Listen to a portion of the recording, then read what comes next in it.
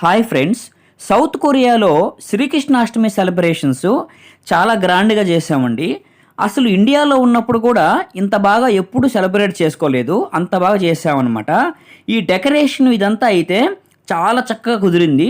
మన తెలుగు వాళ్ళంతా కలిసి చేసామండి. ఇది చూడండి ఎంత బాగుందో.